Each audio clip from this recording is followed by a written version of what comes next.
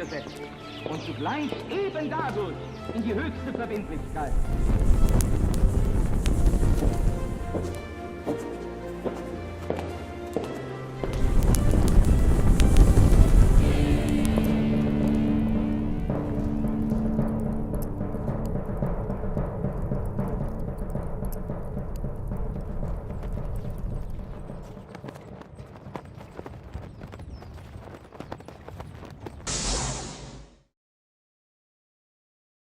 Bienvenidos una vez más a un nuevo encuentro de estas charlas de café tituladas La Brújula, este espacio que compartimos con la gente que nos ha recibido, que nos ha abierto sus puertas de Conclusión TV y que con mucho cariño compartimos, y que también doblemente orgulloso comparto con un gran amigo que es Pablo Dávoli, quien me acompaña como siempre. Lucas, ¿cómo te va? Buenas tardes. Encantadísimo de volver a estar acá en la pantalla de Conclusión. Así es.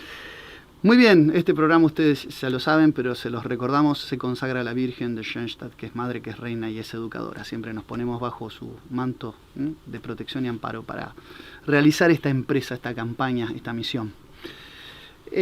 Bueno, hay un tema muy enriquecedor. Queremos abordar un aspecto no contado, no es toda la obra, porque imagínense que no se va a poder, es imposible, es inabordable. Ha habido aparte críticos, estudiosos de la obra de Dante Alighieri. Vamos a hablar de un aspecto no contado, de la figura de la persona y de la obra por consecuencia. Él plasma en su obra, ¿no? Claro.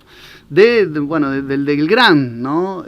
Dante Alighieri y de su Divina Comedia, que tengo entendido que él tituló simplemente Comedia y después fueron seguidores del mismo Boccaccio que la apostrofó como Divina, ¿no? Recordemos que Giovanni Boccaccio, Petrarca y Dante son las tres coronas del Trecento, las tres grandes figuras literarias, ¿no? Y con ello se abre el capítulo del Renacimiento. Sí, los tres grandes poetas. Grandes poetas, ¿no? Tres grandes cúspides de la literatura universal. Así es, así es. Y bueno, y fíjate que tiene un epicentro donde, en efecto, también el Renacimiento va a tener su fuente ahí, que es Italia, ¿no? Bueno, justamente quería empezar a hacer alguna apostilla sobre el contexto sociocultural en que se da la obra de Dante, la obra magna de Dante, que es la Divina Comedia, que tiene que ver con un contexto convulsionado de la Florencia, la cuna del Renacimiento, que era Florencia, en una Italia como nunca dividida, ¿no? Muy dividida en principados, disputas de poder, y en un contexto más general, como lo comenta las crónicas de Dino Compani.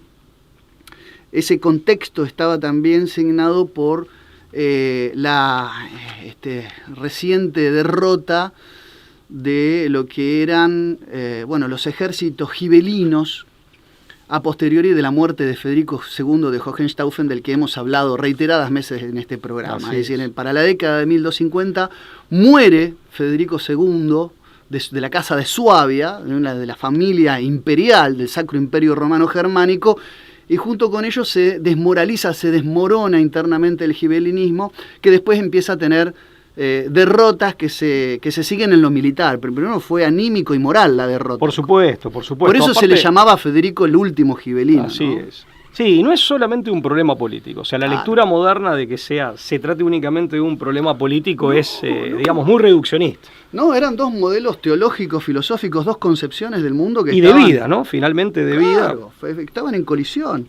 Así teníamos una Italia dividida en dos facciones, donde teníamos a Florencia, Milán, Mantua, Bolonia, Génova, Rímini y Perugia, entre otras, que defendieron la causa papal encarnizadamente y ascribieron al güelfismo, mientras que tenías a otras ciudades como Módena, Arezzo, Siena, Pisa, que abrazaron la causa gibelina en favor del emperador. Es decir, había ya en ese sentido una situación... Gibelinos. Claro, los gibelinos, ¿no? Bueno, de ahí, de cerca de Módena, te tiro el dato, de ahí son los Dávoli.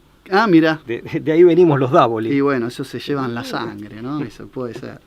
Bueno, luego de las derrotas de los gibelinos, en la Florencia güelfa se genera una situación que va a marcar mucho la vida de Dante Alighieri, que tiene que ver con una interna por el poder y la comandancia del Principado de Florencia, que tiene que ver con la aparición de dos posturas, una de los güelfos negros y otra de los güelfos blancos. Claro, por eso la crónica de Dino Company se titula efectivamente Crónica de los blancos y de los negros, ¿no? Así que es. cuenta esta Es una interna, la que vos traes a colación. Güelfa. Güelfí. Claro que en programas anteriores en donde abordamos la temática nos habíamos detenido ahí, o sea, no la habíamos planteado. No, hoy habíamos queríamos profundizar un poco eso, porque además se da solo en Florencia, no es que era una interna que abordaba otros aspectos. Florencia era un poco cuna de la civilización en ese momento. Y bueno, es la cuna del arte, del Renacimiento. de la ciencia, ¿no? Que aparte, todo esto también, todo implica, o sea, nos permite también contextualizar al Renacimiento como tal y hacer una comprensión y una valoración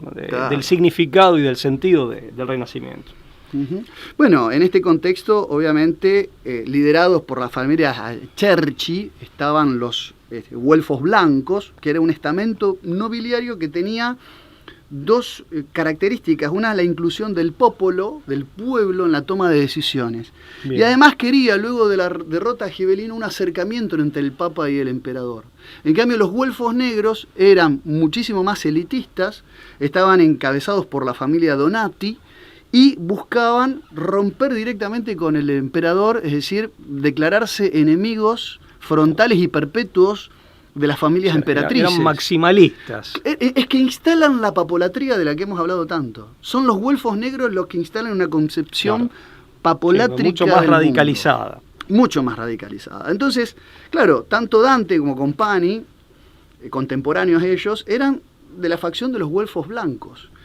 Y de hecho, en 1289, como miembro de una familia güelfa, Dante abandona los estudios que estaba llevando adelante en Bolonia, y él combatió formando parte de la caballería en la batalla de Campaldino, que supuso la derrota de los gibelinos de Arezzo en su momento. O sea, la batalla más importante es la de Montaperti, que hemos hablado, pero es anterior, es de 1260. Estas fueron pequeños focos de gibelinismo que fueron sofocados ya cuando Bonifacio VIII tenía la concentración del poder y quería convertir toda la Toscana en un feudo pontificio. Entonces, Claro. en esa situación había que sofocar los brotes de, O sea, un de estado gibelinismo. pontificio más, ¿no? Claro, Porque estaban los estados exactamente, pontificios. Exactamente. Che, y qué bueno esto que traes a colación también, esto que señalas de un Dante combatiente. O sea, que es un aspecto de la vida de Dante no tan conocido. No, en ese sentido es esta conjunción de lo literario y de lo guerrero. El artista y el guerrero. que lo encontrás en el siglo una muy buena- dorado español, qué sé muy yo, buena en el- química, sí. qué sé yo, en un Cervantes como Manco de Lepanto. Bueno, es lo que Borges admiraba. Tengo entendido que pierde la mano, de hecho, en la batalla de Claro, Lepanto. sí, totalmente. Va, yo por lo menos tengo Sí, entendido sí, lo sí. mismo. Y Mucho tiempo después, ¿no? Estamos Sí, pero esta conjunción del poeta, del hombre, del artista, del hombre del sentido estético, inspirado, y del combatiente, el hombre de la guerra. Vos sabés que aparte de una guerra que estaba movilizada por ideales, era lo que Borges admiraba, por ejemplo, en un tipo como, ya en el siglo XX, ¿no? Obviamente, en un tipo como Junger, ¿no? El de Tormentas de Acero, o sea... Claro. Bueno, exactamente. Una personalidad muy especial. Una conjunción que aparte es donde Y una está vida. la verdadera poesía. Yo creo que en esos poetas está la más elevada. Porque no es producto solo de la imaginación, No, sino de no. vivencias muy, muy profundas. Hay una filosofía existencialista en el Claro, guerrero. está hecha carne. Tal cual. Bueno, a partir de 1289, bueno, él lleva adelante, él encabeza una batalla contra los gibelinos, pero todos sus pesares, todas sus persecuciones, todos sus exilios vienen a partir de 1290, del año 1290, y siempre fue a manos de los güelfos.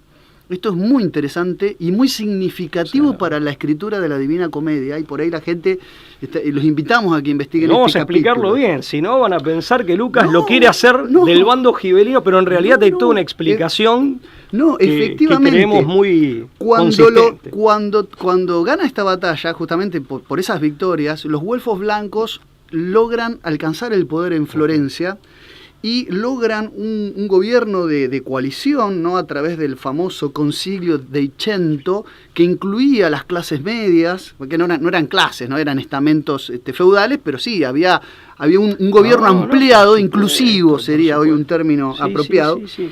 Y aparte todo un sector que ya para esa época plebeyo, pero ciertamente que en ese contexto próspero, pujante, que tenía un peso. Que aparte es propio de Florencia, claro, justamente, donde lo artístico, lo científico estaban floreciendo, ¿no? Por eso ahí, bueno, La verdad es que Dante desempeña, digamos, el honor de tener cargos de poder en esta situación y después es nombrado prior. Mientras tanto, los güelfos negros lo que van haciendo es que mientras iban siendo desplazados se van acercando al Papa Bonifacio VIII y de alguna manera, como hoy diríamos en criollo, le llenan la cabeza, ¿no? Le hablan en el oído, diciéndole que los güelfos blancos, en su posición conciliadora con el imperio, traicionando la causa, en realidad estaban teniendo diálogo con los enemigos de la Santa Sede, los gibelinos. Claro, claro. Esto genera, obviamente, que Bonifacio VIII mande, ¿no?, a Carlos de Anjou, el tan famoso Carlos de Anjou, a ocupar Florencia. Pero esto lo hace a consecuencia, mientras tanto, a 3 miembros que eran güelfos blancos que estaban en la corte papal, los apresa, y Dante, en misión diplomática, viaja a Roma a pedir su liberación. Con una excusa banal de una malversación de fondos por parte de Dante, Bonifacio lo mete preso, lo retiene, claro, ocupa Florencia y Carlos de Anjou pone a güelfos negros al poder de Florencia, en el poder de Florencia, encabezando el poder. Nunca más Dante va a poder pisar su amada Florencia, nunca más va a poder volver, le imponen 2 años de exilio y una multa de 5.000 florines, que para ese entonces era una multa muy holgada, que él sabía no iba a poder, y con eso lo condena a un exilio perpetuo de por vida. Y si ponía un pie nuevamente en Florencia, moría en la hoguera, era sentencia de muerte si él volvía a pisar Florencia. O sea, quedó como enemigo del Estado. Efectivamente. Como enemigo público. En 1302 se da este episodio y ni siquiera la muerte de Bonifacio en 1303 logra que se le levante. Que se levante esa pena. Claro. ¿Por qué? Porque un histórico enemigo de Dante, que era Filippo Argenti, que era un destacado güelfo negro, le confiscó los bienes que tenía en Florencia y se los repartió entre familiares de él. O sea, la verdad que los güelfos le llevaron una muy mala pasada. Lo terminaron carancheando, por así decirlo. Tremendamente. Entonces él fue, de aquí para allá. ¿Y quiénes le dieron asilo y contención? Al malogrado Dante. Al malogrado Dante. Tan... Bueno, uno fue Bartolomeo de la Scala, ¿no?, que fue un noble de Verona, ¿no?, a quien lo convirtió en su secretario y a quien Dante lo ubica en el paraíso, ¿no?, en su Divina Comedia. Y después le dieron familias Eso es interesante, a quienes en la Divina Comedia ubican el paraíso. Claro, ¿no? Porque él va haciendo un retrato de su entorno. Sí, tal cual. Y con excepción de Guido da Polenta, de Rávena, donde pasó sus últimos años, que también fue un güelfo blanco, las familias que lo acobijaron, que le dieron contención, fueron todas familias gibelinas. Los Malaspina, en Lungiana, y la familia de Ordelaffi en Fiori. Es decir, todas esas familias gibelinas que tenían escudos heráldicos gibelinos, fueron los que más fueron benevolentes con la figura de Dante. Esto hay que decirlo, y acá hay un giro, porque en esos años primero Dante estudia teología y escribe la Divina Comedia. Ahora, te hago una sintomático pregunta, eso, ¿no? Tal vez me adelante un poco y la dejo planteada. Amén de esta experiencia estrictamente personal, o en todo lo que tiene de personal, con toda la carga que tuvo esto para su ánimo y para su suerte, por así decir, también está en el sector güelfo, paradójicamente, con este tipo de comportamiento, paradójicamente, porque es el que defendía el poder del Papa, el hecho de, digamos, politizar excesivamente la vida de la Iglesia, y del clero, y de la máxima jerarquía del clero, es así. Y generando un empobrecimiento espiritual y una crisis moral. Con lo cual, paradójicamente, el sector que defendía la autoridad papal frente al emperador, de pronto se comporta de un modo que o es causa o es consecuencia, o ambas cosas, alternativas, simultáneamente, mejor dicho, de una crisis que va a tener que ver con la obra de Dante, con lo que Dante quiere decir. Bueno, precisamente por esto que con tan buen tino estás analizando, Pablo, precisamente por este análisis que vos estás haciendo, Dante asume una posición muy cercana a la de los gibelinos. De hecho, escribe una obra entre 1310 y 1313 que se llama de monarquía, sí, de la monarquía, así es. Que fue por el cardenal Bernard de Pouchet, que fue del papado de Aviñón, que organizó una quema pública de esta obra de Dante por considerarla absolutamente gibelina, en el sentido de que él decía que el poder temporal emanaba directamente de Dios y no del Papa. Tiene también una raíz sacral, por así decir, o una base sacral. Sí. Él asume que esa posición sacro. Claro, emanaba directamente era de origen divino. El poder temporal del emperador era de origen divino. Una aclaración, por las dudas, no confundir esto, que tiene que ver con el origen, exclusivamente el con... cesaropapismo. Claro, efectivamente, y no confundirlo con lo que va a venir después en los países protestantes, pocos siglos después, pero ya en plena modernidad, de la doctrina del derecho divino de los reyes. Claro, no es eso de lo que estamos hablando. No, exactamente, no es eso. No, yo creo que en los últimos años de su vida, él muere en 1321, yo creo que se acerca profundamente a la concepción gibelina del mundo. Lo que pasa es que él nunca se apostrofó a sí mismo como gibelino, de hecho no se podía, hay que entender que en esa época uno no podía tomar partido y decir, bueno, ahora soy güelfo, ahora soy gibelino. Las familias tenían, digamos, en la propia heráldica de sus escudos tenían signos güelfos y gibelinos. ¿Por qué? Porque hay que entender que en los feudos de aquella época se entregaban tierras a cambios de favores, en posiciones con el Papa o con el emperador, y no era que uno venía de una familia, de una cuna gibelina o güelfa, ¿no? Sí, había un permanente intercambio. Claro, que generaba o intentaba generar una suerte de equilibrio, pero que tenía... Quiere decir que no hay que entender esto del partido gibelino como algo tajante. O como en términos modernos, que uno podía salir y hacer alianzas, tejer alianzas, o podía de pronto armar un frente, ¿no? Como tenemos ahora tan acostumbrados en la política de partidos moderna. No era así. Dicho esto, acá viene lo que... digamos a este empujón que le da el gibelinismo a él en el exilio. Primero escribe la Divina Comedia, estando en el exilio en aquellos años, y además hay una cierta tradición oral que no está documentada. De hecho, Giovanni Boccaccio lo comenta en su Vita di Dante y en el Comento a la Divina Comedia, en 2 obras lo comenta, de que Dante viaja a París.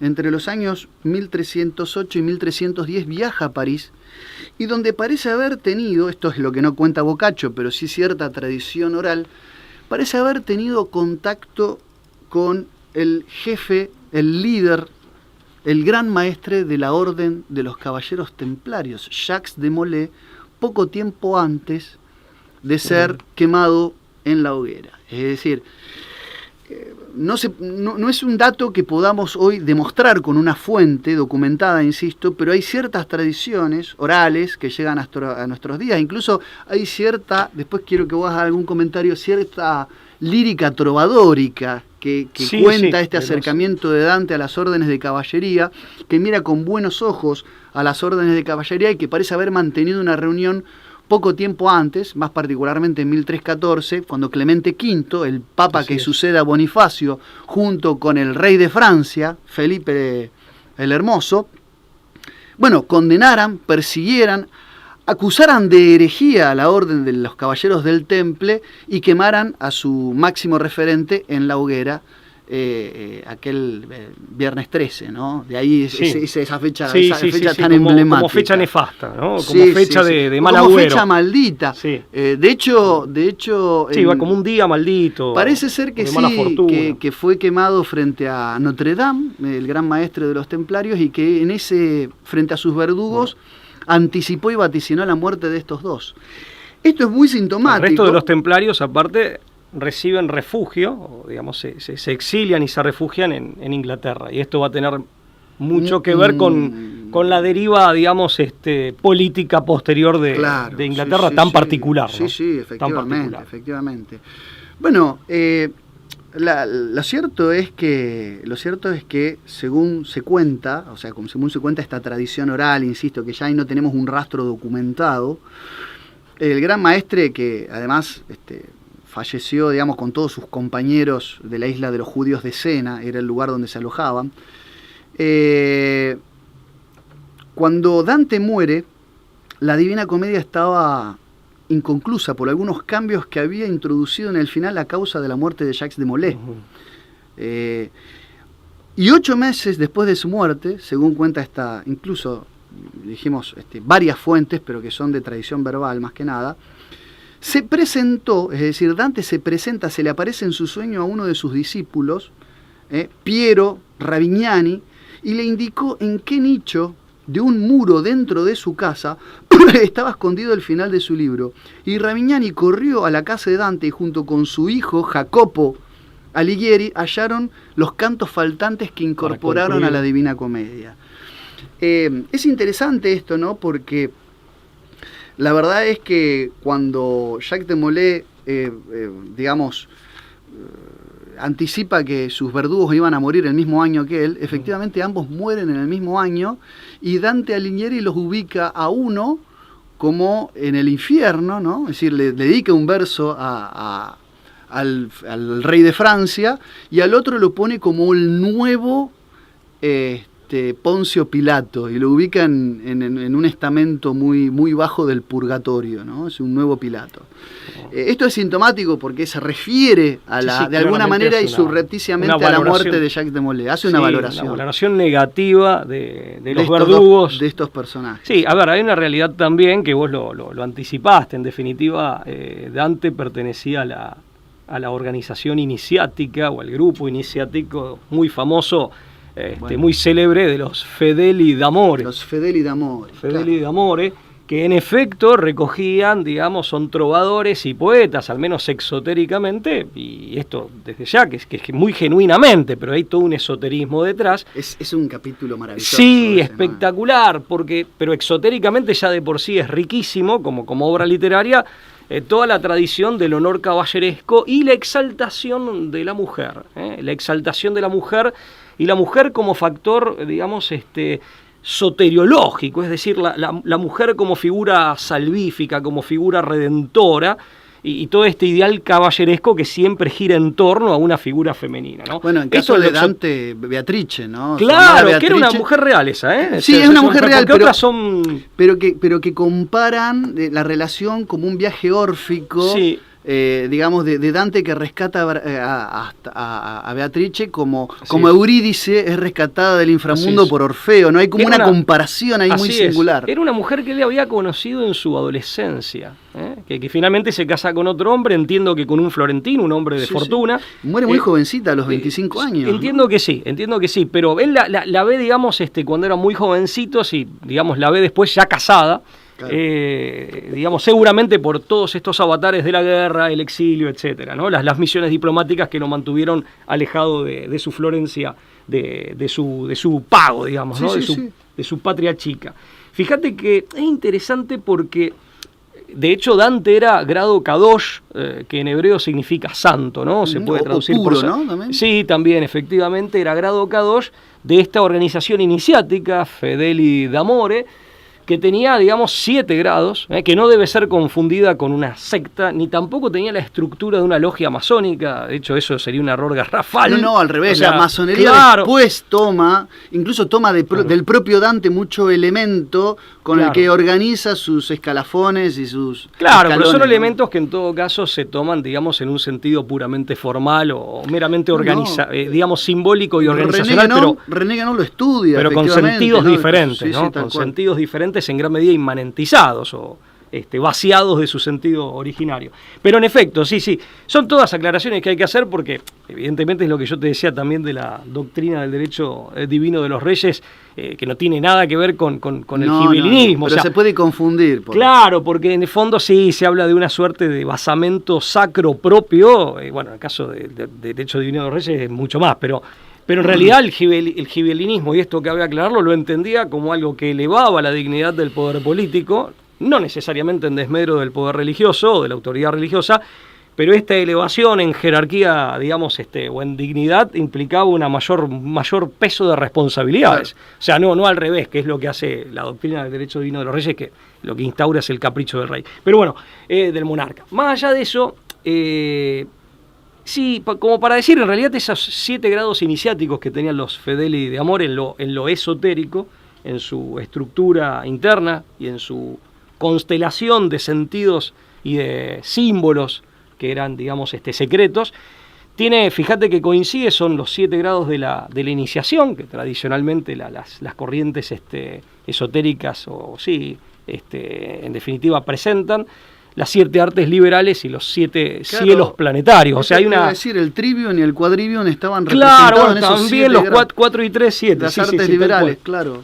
Pero lo que vos decís, que recién lo mencionabas en definitiva, recién me hacíamos una mención de la crisis de la época. Muchas veces a Dante, a los Fedeli de Amore se los pone como si fueran anticatólicos. Y ahí hay autores como el propio Guénon. Sí, pero hasta como gnósticos. Sí, efectivamente. Hasta acusados de herejes cátaros, albigenses, en algunas. Tal cual. Ahí hay muchas versiones, ¿no? Hay autores como Mircea Elíade. Perdón, a los templarios lo acusaron de lo mismo. También, no lo van a acusar a Dante y a sus poetas, ¿no? Pero fíjate que hay autores como Mircea Elíade que dicen que sí, que recogían de distintas tradiciones, tratando de encontrar los puntos en común, o los puntos en común que creían encontrar, nutriéndose incluso hasta del Islam y tradiciones orientales. Desde luego sí, el gnosticismo, pero también el catolicismo, insisto, encontrando esos puntos en común que le darían cierta organicidad, cierta coherencia a ese esoterismo. Pero hay autores como el propio Guénon que dicen que de ninguna manera los Fedeli de Amor eran anticatólicos. De hecho, él hace una comparación, desde luego que sí, que por supuesto después hay particularidades que son propias de ese esoterismo, que en todo caso se basa en una forma religiosa, pero termina tratando de acceder a un conocimiento de la divinidad que va más allá, pero hace una comparación en este sentido con el sufismo y el Islam, ¿no? Claro. Que sería el esoterismo dentro del Islam. Es muy interesante porque aparte es en lo trovadoresco, en lo poético, concretamente, nos encontramos con una tradición caballeresca, ¿no? Las figuras más importantes son Chrétien de Troyes, y también, que es, entre otros, el que reivindica toda la saga artúrica, ¿no? Claro. Y es el que, en definitiva, va a escribir el Perceval, en el que después se va a basar y en parte va a modificar Perceval de Gales, que Wolfram, von Eschenbach. Eschenbach, sí, a quien le hemos dedicado un programa. Pero es que efectivamente, decía, los Fedeli de Amore no salían encuadraban en lo que eran figuras como von Eschenbach, como podía ser el mismo Tannhäuser, que por ejemplo, Tannhäuser solo se lo conoce por su obra. Era una figura que es emblemática, pero al que Wagner le dedica una ópera, ¿no? Sí. Un drama musical, ¿no? Bueno, también hay todo un tema con el propio Dante y con estos autores, eso lo critica Guénon, ¿no? De pelearse para apropiárselo, ¿viste? Sí. Entonces dice, está el sector, digamos, o sea, él dice las interpretaciones partidistas, en donde está el sector, digamos, católico, que lo ve como un católico ortodoxo, y está el sector anticatólico, muchas veces neopaganista, por ejemplo, o gnóstico, que reivindica a estos autores para ellos. Claro, y que escribía como en clave, ¿no? En clave esotérica y mística. Claro. Y para Guénon, en realidad, ambas lecturas que de algún modo partidizan la interpretación de la obra y de la vida de estos personajes, y de esta, en definitiva, esta corriente esotérica y también poética, constituyen un error. Bueno, ese es un tema de interpretación. Pero vamos al tema de lo que, en definitiva, ¿qué cuestionaba o qué pretendían cuestionar estos y hacer estos autores y el propio Dante respecto de su época? Ellos advertían el empobrecimiento espiritual en el que finalmente, con el transcurso del tiempo, y no mucho tiempo, iba a terminar cayendo la Edad Media, que iba a generar la muerte de la Edad Media, dando paso a la modernidad. Ya se anticipaban a tener en su pluma como un anhelo tradicionalista. Efectivamente, muchos los ven a estos autores como si fueran, y sobre todo a Dante, un anticipo de la modernidad. Y es exactamente al revés. Son los hombres que buscan, y esto lo dice Alberto Huela respecto del origen de todo el Renacimiento.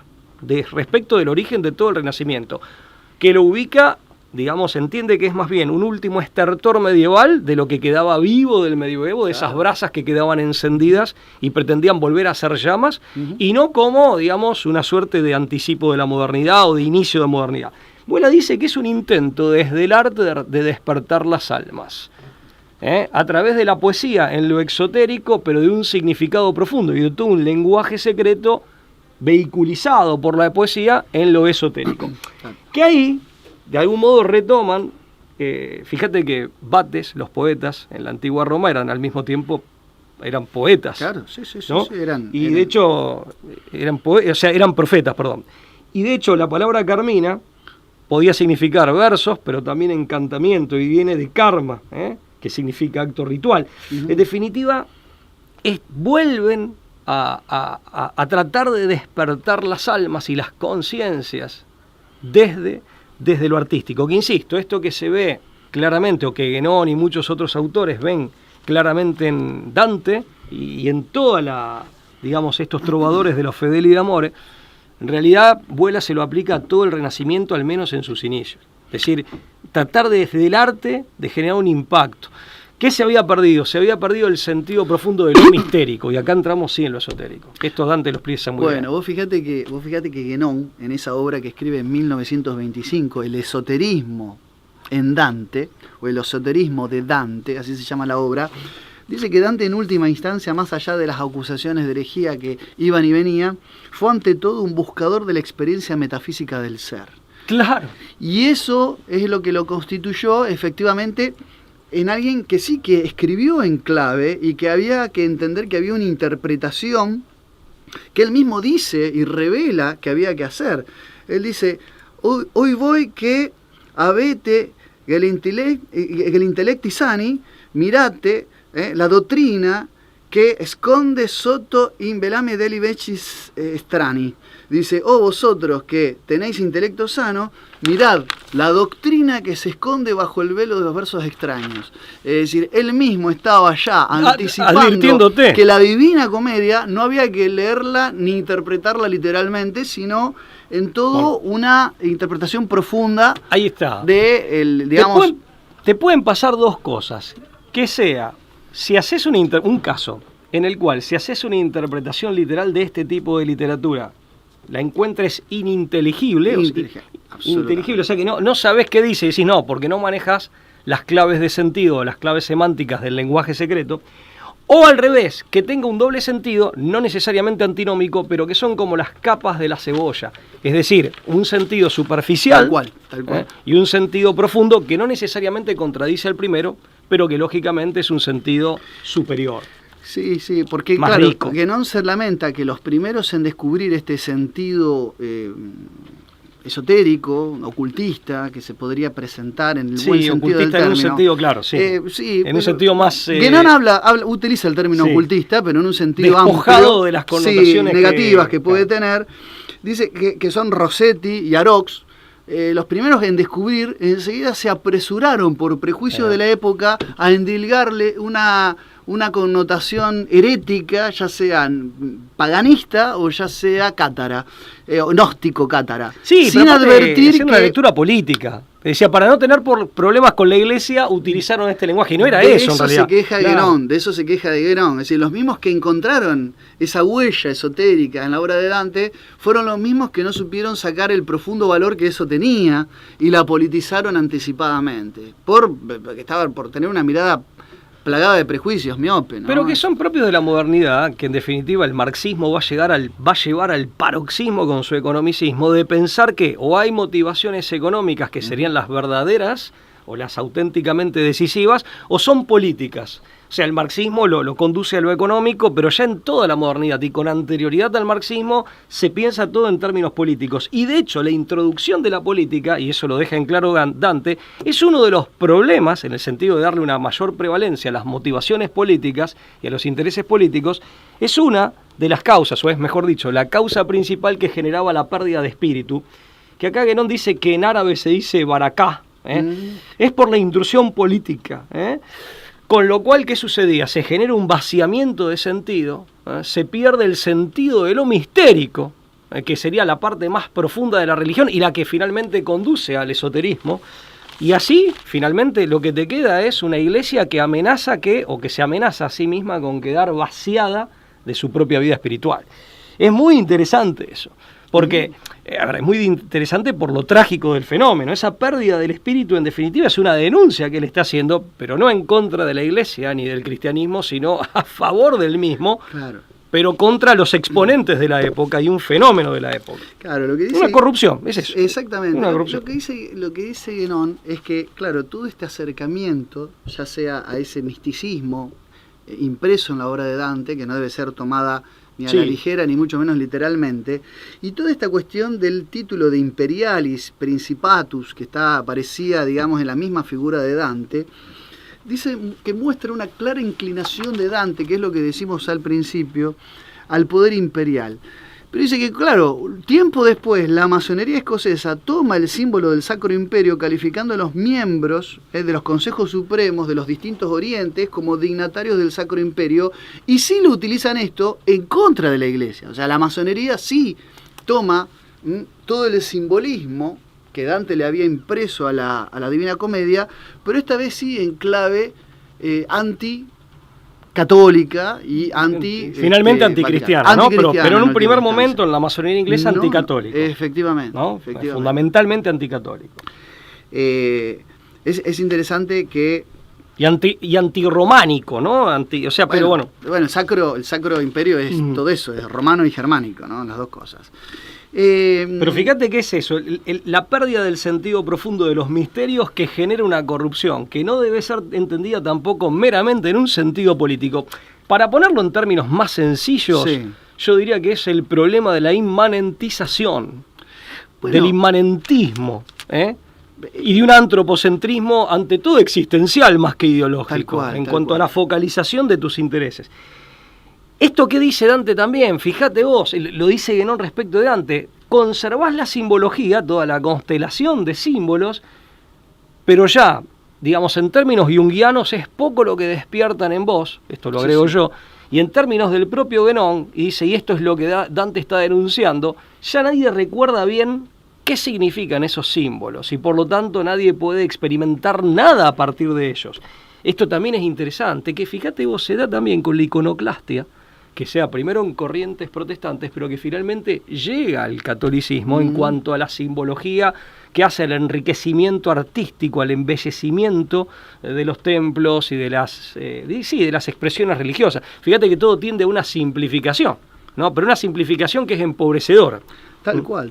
Bueno, hay un elemento que conecta todo esto que estás diciendo. Te digo una cosa que le voy a confesar al público, mira, me hice tantas anotaciones, tan desprolijamente que estoy perdido en el mar de mis propias, en el maremoto. Uno se genera un laberinto de pero aparte el tema tiene su complejidad. Te agrego un pequeño paréntesis hasta que volvés al punto que estaba así.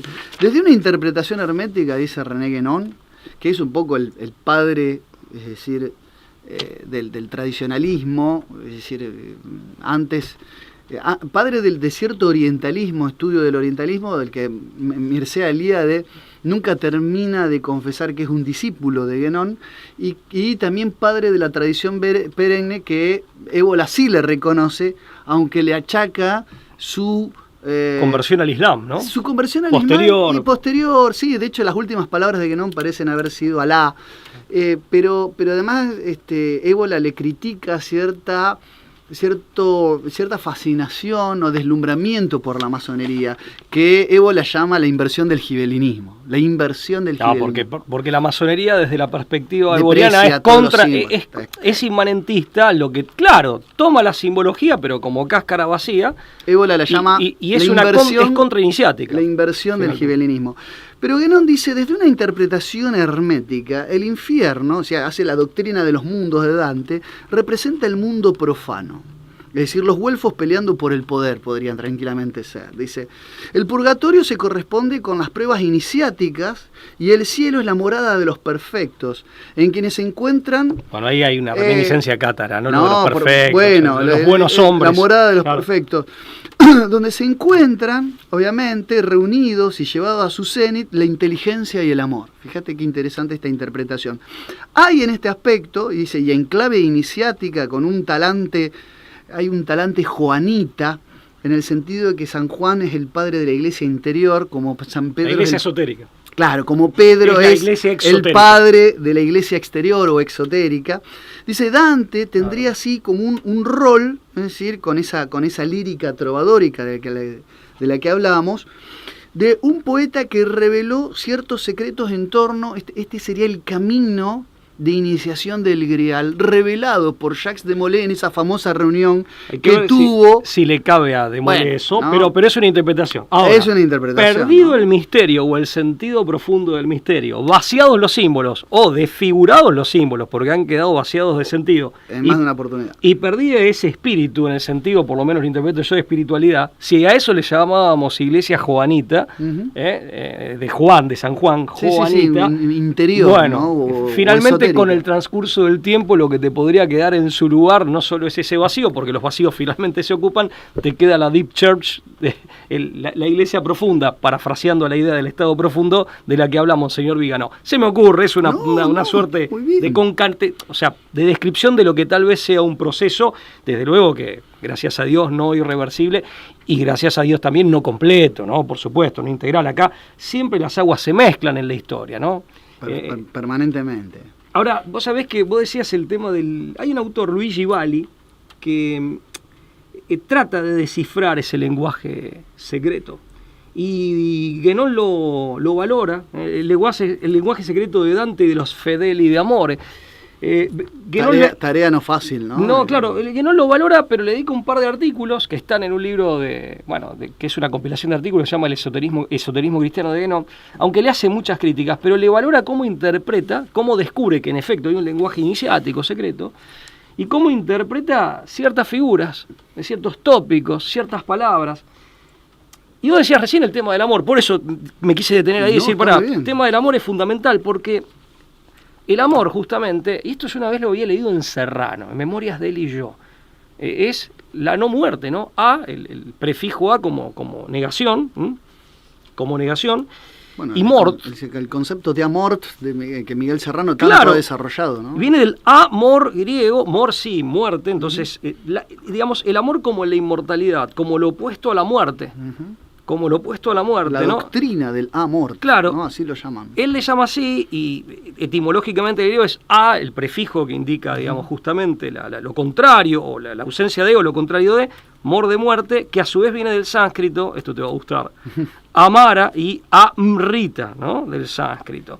Pero ahí el amor entendido no en un sentido, y esto Ébola siempre lo recalca en sus escritos cuando habla de esto, es decir, no en un sentido puramente emotivo. En efecto, el amor no como una experiencia meramente o como una manifestación meramente emocional, sino como algo mucho más profundo que en el fondo implica la inmortalidad. ¿Y por qué implica la inmortalidad? Porque conduce a la iniciación. ¿Y qué es la iniciación? Está referido siempre a una mujer. ¿Por qué? Porque esa mujer, que puede ser una mujer real idealizada o puede ser, digamos, una mujer, una figura literaria, en realidad es el aspecto femenino de la divinidad, es decir, y esto lo interpretan bien Valli y Guénon, es la inteligencia trascendente o sabiduría divina. Yo en griego me atrevería a decir que es el nous como inteligencia o razón universal. Es eso es, y que genera, perdón, termino con esto, el despertar, el despertar, el poder advertir o conectar con el nous, es decir, con el poder contemplar la sabiduría divina, la inteligencia trascendente, que en el fondo es salir de la caverna de Platón. Eso genera el amor como iniciación y como inmortalidad. Y es el aspecto femenino de la divinidad, ¿por qué? Porque quienes protagonizan esto provienen de una tradición caballeresca en donde está necesariamente el elemento afectivo en su espiritualidad. Por eso también el guerrero, desde el punto de vista alquímico, es la vía húmeda, no la vía seca, que es la puramente intelectual, por ejemplo, de brahmanes. Esto sería más una espiritualidad en la India de yatrillas. Claro. Por eso destaqué antes que del guerrero. Que estos son poetas guerreros. Dante fue un poeta guerrero, o le cantan también al etos guerrero, ¿no? Dos cosas, déjame mechar, que cuando escuchaba hablar y pensaba primero en el nacimiento partogenético de Palas Atenea, que es mujer, nace de la frente de Zeus, o sea, es la inteligencia, es la mujer. Y es la iniciación, es el despertar de la conciencia, ¿no? Recordemos que Ateneas, o Pala Atenas, es en última instancia la diosa Minerva, representa la inteligencia, es una figura femenina de la inteligencia. Se me vino esa imagen cuando vos hablabas de esa conjunción. Y por otro lado, esto del término sánscrito, porque efectivamente en Guénon la interpretación de la doctrina de los mundos de Dante no es exclusiva de ninguna religión. Está en todas las tradiciones, aparece esto representado. Y, ¿qué cosa, perdóname, Lucas? La doctrina de los tres mundos, sí, ¿no? Como una doctrina para configurar los estados de iniciación, ¿no? Esta idea de la iniciación, el purgatorio como iniciación. Y dice que el plan general de la Divina Comedia, dice, es común a todas las doctrinas tradicionales, aunque adquiere diversas formas. Dice, los cultos, por ejemplo, que están en los cielos, son los estados superiores del ser.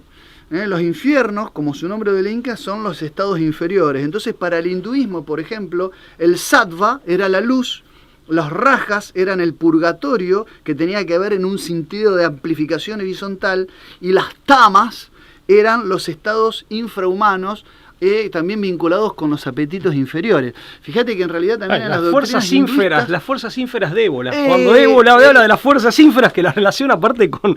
las relaciona con el capitalismo y el comunismo, como expresión política de las fuerzas ínferas. Bueno, a esto mismo se estaría refiriendo en clave y de manera muy, pero muy anticipada de Dante Alighieri cuando describe el infierno. De los símbolos, bueno, el que lo rescata desde la ortodoxia católica, si bien Guénon dice, bueno, si vamos a un conocimiento esotérico ya no cabe hablar de ortodoxia, heterodoxia, tiene una entidad propia, un peso propio, claro, pero bueno, desde la perspectiva de la ortodoxia católica... De hecho, la religión estaría del lado de lo exotérico para Guénon. Claro, sin contradecir. No necesariamente claro, antagoniza con lo esotérico. Es más, tiene, claro, no lo hace necesariamente, y de hecho tiene, en definitiva, lo esotérico sería como un paso más, una profundización, a partir de una forma religiosa.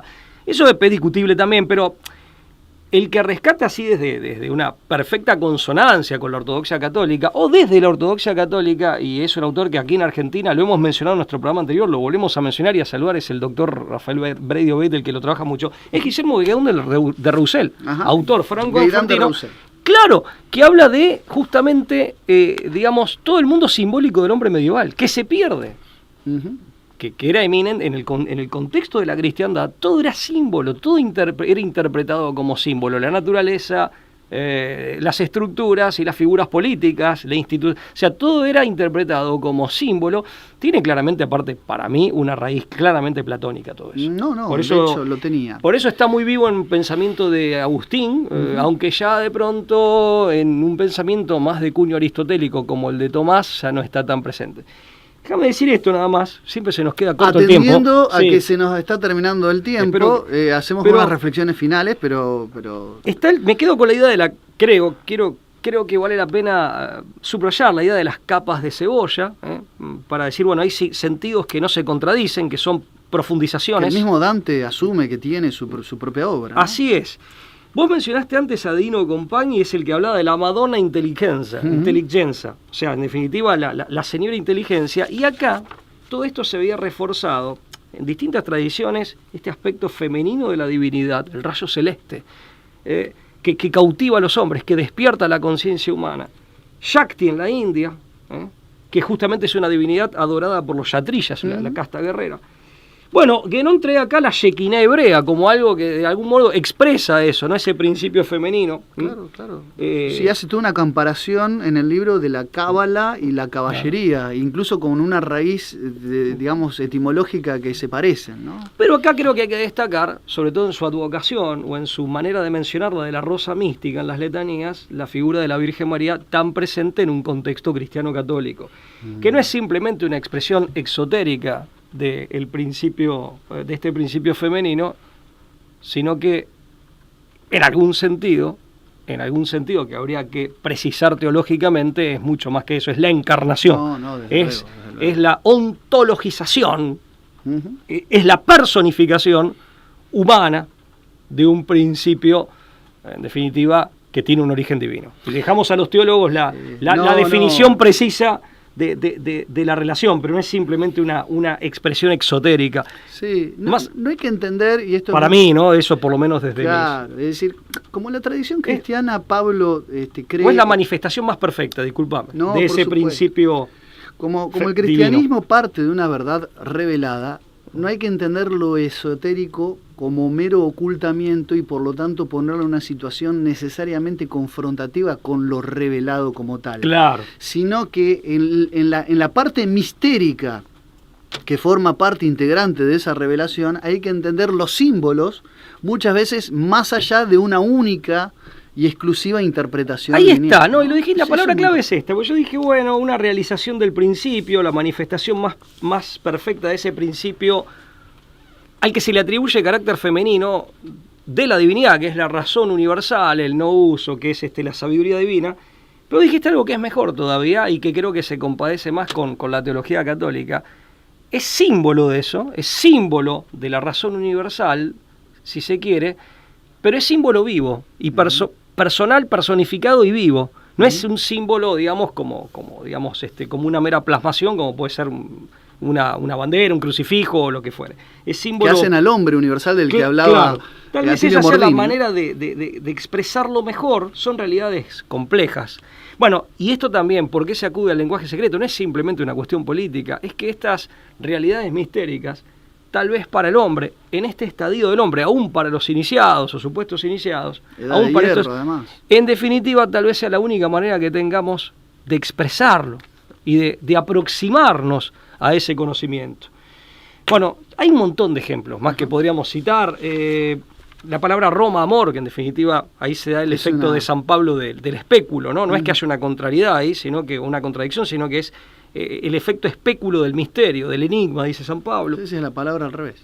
Y me quedo con el cuore gentile, los fieles de amor, de los fedeli de amore, que es el corazón purificado, vacío del atractivo de los bienes exteriores, listos para recibir la iluminación interior. Guénon lo compara con el deshacimiento, un vaciamiento que se da en el taoísmo. El cristianismo habla de un deshacimiento, los místicos cristianos hablan de esto, pero hace referencia ante todo al intelecto. Si bien la figura es el corazón, el símbolo es el corazón, ante todo es el intelecto. Es un amor sapiente y finalmente uno un poquito más, no tan, digamos, tan complejo, el vino, ¿no?, que aparece. El vino es representación, el vino, la miel, la leche y el agua, de los distintos tipos del conocimiento de las realidades espirituales y finalmente de la realidad divina. Eso está en el Corán, por ejemplo, y está en el sufismo, interpretan así los párrafos del Corán, cuando el Corán describe con los 4 ríos, con esos 4 líquidos, describe el paraíso. Bueno, son pequeños ejemplos que se pueden tomar de cómo hay un lenguaje secreto que en estos poetas hay que saber interpretar y que en el caso de Dante, y para que no es casual no hay nada, no es mera coincidencia, eso quise decir, se tomó 6 siglos para empezar a descifrar verdaderamente qué significa ese lenguaje secreto que vemos en la Divina Comedia, pero que está en plena consonancia con su doctrina política antimonarquía.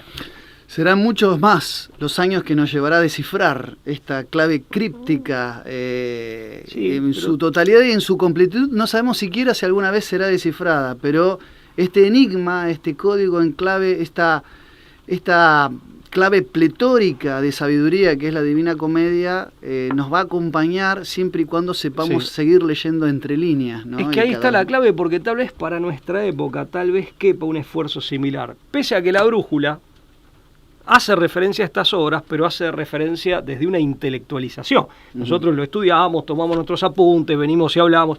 En realidad, no es ni la única ni claro, la mejor, no, pero tal vez esta reivindicación del arte y por lo tanto de quienes logran hacer este tipo de arte, en este caso era literario.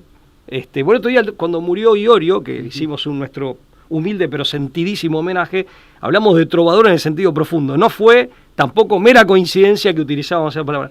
Tal vez desde lo artístico haya que apuntar para, en este contexto en el que estamos, de tanta decadencia, para despertar justamente, generar ese efecto despertador. No tengas duda, Pablo, mi estimadísimo amigo Pablo, que el hombre se interpela a sí mismo desde el arte, ¿no? Desde el arte y la literatura. Así que bueno, bienvenidas a esas lecturas entonces, y esa música. Gracias por acompañarnos, nos encontramos en la próxima entrega de La Brújula. Hasta luego.